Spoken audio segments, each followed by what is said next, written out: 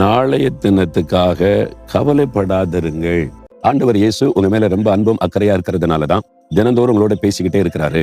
காலையில் எழும்பி வேதம் வாசித்து ஜெபம் பண்ணி ஆண்டவரோட பேசுறீங்களா? சொல்லுங்க. பிரியமானவர்களே, இயேசு கிறிஸ்துவின் நாமத்தில் நான் உங்களை வாழ்த்துகிறேன். ஆண்டவர் இயேசு உங்க மேல ரொம்ப அன்பும் அக்கறையா இருக்கிறதுனாலதான் தினந்தோறும் உங்களோட பேசிக்கிட்டே இருக்கிறாரு. நீங்க அவரோட நடக்கிறதுக்கு ஒப்பு கொடுத்திருக்கிறீங்கல்ல? இயேசுவோட நடக்கிறீங்களா? Walk with Jesus. அதுக்கு தான் இந்த நிகழ்ச்சி. அப்ப இன்னைக்கு அவர்கிட்ட பேசினீங்களா? காலையில் எழும்பி வேதம் வாசித்து ஜெபம் பண்ணி ஆண்டவரோட பேசினீங்களா? சொல்லுங்க. அப்ப ஆண்டவரோட பேசாம நடக்காம நீங்க வேதம் வாசிக்காம அப்புறம் எப்படி இயேசுவோட நடக்கிறேன்னு சொல்லுவீங்க? அதனால்தான் உங்களுக்கு கவலை. இப்ப கவலைப்பட்டுக்கிட்டே இருக்கீங்களா? ஏதோ ஒரு காரியம் கவலை உள்ள தாட்கொண்டுட்டு இல்ல, நாளைக்கு என்ன பண்றது, நாளைக்கு இதுக்கு என்ன செய்யறது, ஃபீஸ் கட்ட என்ன பண்றது, இந்த பிரச்சனைக்கு என்ன பண்றது, இதுக்கு என்ன பதில் சொல்றது, நாளைய தளத்துல ஏதோ ஒரு காரியம் உங்களை பாரப்படுத்தி கவலைப்படுத்திக்கிட்டே இருக்குது இல்ல. கவலையினால ராத்திரி தூங்க முடியல, ஒழுங்கா வேலையும் செய்ய முடியல. ஆண்டவர் சொல்றாரு, நீ எதுக்கு கவலைப்படுற? நீ கவலைப்படக்கூடாது. அதுக்கு தான் மத்தேயு 6 இயேசு கிறிஸ்து சொல்றாரு, எதை குறித்தும் கவலைப்படாத மகளே, மகனே கவலைப்படாத. விசேஷமா மத்தேயு 6:34 நாளைய தினத்துக்காக கவலைப்படாதிருங்கள். நாளைய தினம் தன்னுடையவைகளுக்காக கவலைப்படும். நாளைக்கு நடக்க போறதுக்கு இன்னைக்கு எதுக்கு கவலை? எதுக்கு நாளைக்கு என் பிள்ளைய படிக்க வைக்க என்ன செய்யறது? சில கவலை. ஒரு குடும்பத்தை நான் போயிருந்தேன்னா, அந்த வீட்டில் திருமணமாகி அந்த குடும்பத்தில் இளம் தம்பதிகளுக்கு ஒரு குழந்தை பிறந்திருந்தது. அந்த குழந்தையுடைய தகப்பனுக்கால இளம் தம்பதியுடைய கணவர் ரொம்ப துக்கம். அந்த மகள் சொல்றாங்க, என் கணவர் ரொம்ப துக்கப்படுறாரு, இப்போ அடிக்கடி துக்கப்பட்டுக்கிட்டு தனியாக அப்படியே பேசிக்கிட்டே இருக்கிறாரு, என்கிட்ட கூட கவலையா பேசுறாரு.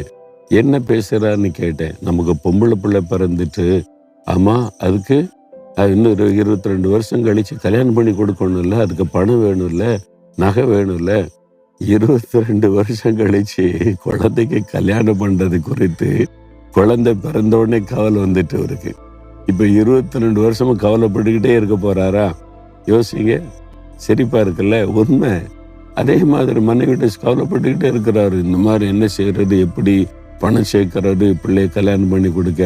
இப்பதான் கை குழந்தை அழகா விளையாடிக்கிட்டு இருக்கு. அதை வச்சு கொஞ்சம் மகிழ்றதை விட்டுட்டு 22 வருஷத்துக்கு பிறகு நடக்க போறதுக்கு இப்பவே கவலைப்பட ஆரம்பிச்சுட்டார். ஆண்டவர் சொல்றாரு, நாளைக்காக நீ கவலைப்படாத. எது கவலைப்படுற? இன்னைக்கு நான் உனக்கு போதுமானவரா இருக்கிறேன்ல. நேற்று நான் உன்னை போஷித்தேன், உடுத்து வைத்தேன், உன்னை நடத்தினால உன்னை கைவிட்டேனா?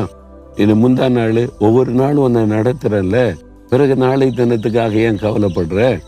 நான் கூட இருக்கிறேன்ல. நாளைக்கு நான் கூட இருக்க மாட்டேனா?